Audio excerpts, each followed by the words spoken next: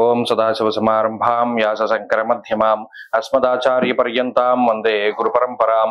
జ్యోతిష్ శాస్త్రాన్ని భావితరాల వారికి ప్రసాదించిన ఋషుల యొక్క పాదపద్మాలకి నమస్కారం చేసుకుంటూ, అలాగే నాకు ఈ జ్యోతిష విద్యను నేర్పిన గురువర్యులు జ్యోతిష బ్రహ్మ కీర్తిశేషులు శ్రీ ఈరంకి సూర్యనారాయణమూర్తి గారు, సూర్య శ్రీదేవజ్ఞ గారి యొక్క పాదపద్మాలకి నమస్కారం చేసుకుంటూ, ఓం శ్రీ మహాగణాధిపతి నమః, శ్రీ గురుభ్యో నమః, హరి ఓం.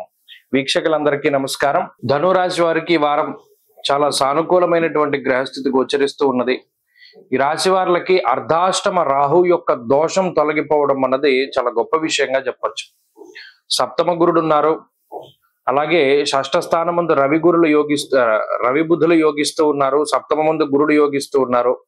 మరొక్క వారం రోజులు పోతే అష్టమ కుజుని యొక్క దోషం కూడా పోతుంది. అంటే కుజస్తంభంలో ఒక సంవత్సరం నుండి ధనురాశి వారు చాలా సఫర్ అవుతున్నారు.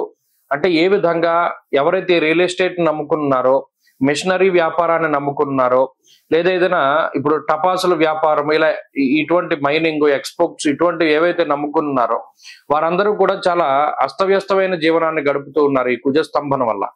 ఇంకొక వారం రోజుల్లో ఆ కుజస్తంభన దోషం పోతే ఈ వ్యవహారాలన్నీ ముందుకు వెళతాయి. ఒకటి, అర్ధాష్టమ రాహు దోషం తొలగిపోవడం వల్ల కుటుంబ సంబంధమైనటువంటి ఇబ్బందులు తొలగిపోతాయి. కుటుంబ సభ్యుల మధ్యలో ఉండేటువంటి మనస్పర్ధలు తొలగిపోతాయి. ఉద్యోగ పరంగా లేదా వ్యాపార పరంగా ఉండేటువంటి ఇబ్బందులు తొలగిపోవడానికి అవకాశం ఉంటుంది. ఇది రెండవ విషయం. అలాగే ఈ రాశి వారికి చతుర్థ స్థానం ముందు శుక్రుడు యోగిస్తూ ఉన్నారు. ఇది ఒక మంచి విషయం. ఈ వారంలో చంద్రబలం ప్రధానంగా కనబడుతూ ఉన్నది. ఇటువంటి సందర్భంలో మెరాకిల్స్ జరుగుతాయి. చాలా మంది అడుగుతారు నన్ను, ఏమంటే మా జీవితంలో ఏదైనా అద్భుతం జరుగుతుందని. ఇటువంటి సందర్భాల్లో అద్భుతాలు జరుగుతాయి. అద్భుతం అంటే ఏంటి? ఆకస్మికంగా మనం అనుకోనటువంటి అవకాశం దానంతటా అదే మన దగ్గరికి రావడం, లేదా మనం ఎప్పటి నుండో ప్రయత్నం చేస్తున్న చాలా గొప్ప గొప్ప పనులు, ఇది అయితే మన జీవితం సెటిల్ అవుతుందిరా, లేకపోతే ఈ పని అయితే మనం వెనక్కి తిరిగి చూసుకోకర్లేదు అని అనుకునేటువంటి సందర్భాల్లో అవి ఏవైతే ఉన్నాయో అవన్నీ కూడా ముందుకు వెళ్ళేటువంటి పరిస్థితులు. కాబట్టి జీవితం ఒక మలుపు తిరగడానికి ఈ వారాలు ఏవైతే ఇప్పటి నుండి జరుగుతూ ఉన్నటువంటి వారాల తాలూకు గ్రహస్థితులు ఉన్నాయో అవన్నీ కూడా చాలా అనుకూలంగా ఉంటాయి.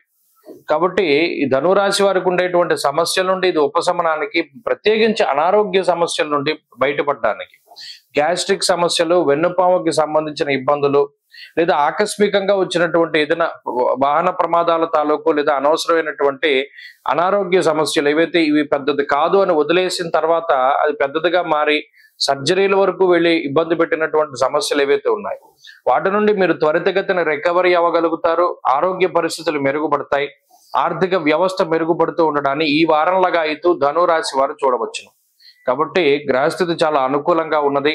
మరింత అనుకూలమైనటువంటి ఫలితాలను సాధించడానికై ఈ రాశి వారు ప్రత్యేకించి ఆంజనేయ స్వామి వారి యొక్క ఆరాధన చేస్తూ ఉండడం చెప్పదగినటువంటి సూచన.